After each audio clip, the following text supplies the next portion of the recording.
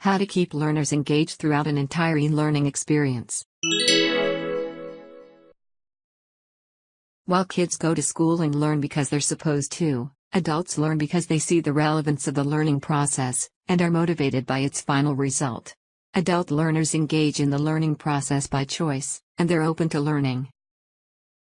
Nevertheless, every e-learning course must contain clear learning objectives that are relevant and task-based to stir the learner's interest.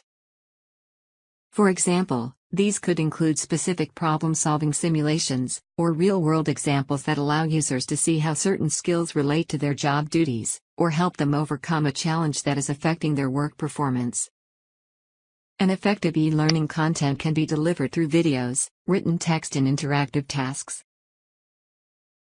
However, it is important to break down the content into micro-actions allowing learners to easily digest information. Complex topics must be divided into multiple separate activities, where each training module should be relatively short, to avoid cognitive overload. In today's always connected and fast-paced world, people want access to information fast. Providing learners with short, quick and bite-sized micro-learning content helps everyone across the organization to fit learning into their busy everyday life. At the same time, this way the effectiveness of learning programs are improved and learners are provided the type of learning materials they prefer to use. No matter what type of activity learners partake throughout a training, it is important to provide them with feedback after the activity is completed. Learners respond positively and confidently to feedback, while the absence of feedback can lead to frustration, lack of engagement and depleted motivation. Human brain processes visual information much faster than written procedures.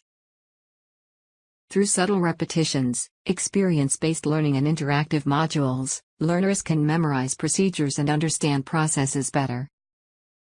After all actions required by a training module are completed, a short summary helps to review the most important information, and to recap what was achieved during the training.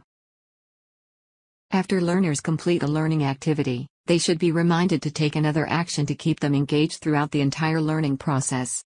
Triggers such as reminders, messages and notifications are used to motivate and encourage learners to continue a learning process. The more triggers are used, the more automatic the process will become. This mostly depends on a system where and how the e-learning is provided. Eventually learners will become familiar with triggers, and they will be less dependent on those triggers to move forward. It is also of crucial importance to keep the visual consistency between all training modules, to avoid turning the course into an annoying hodgepodge of different formats. However, inconsistency can be good sometimes. A subtle element of surprise can be used to draw attention to a specific topic. It is also very important to implement the state-of-the-art text-to-speech technology to avoid learning modules to sound unprofessional and hard to follow. Using a text-to-speech technology is both an efficient and cost-effective solution that allows course developers to quickly update training modules without the need to go through the whole recording procedures again with real voice actors, thus saving both time and money. To summarize, to provide a successful learning experience and keep learners engaged throughout an entire e-learning process, these are the key factors for success. Micro-learning: provide information in small bits and make information easy to understand. Repetition: subtle repetition can help strengthen the knowledge gained through learning material. Action: engage learners by means of various types of interaction. Feedback: assist users throughout the course and provide consistent feedback on their actions. Trigger: guide users concerning what the next step is, provide relevant information, links and notifications. With this we conclude this session.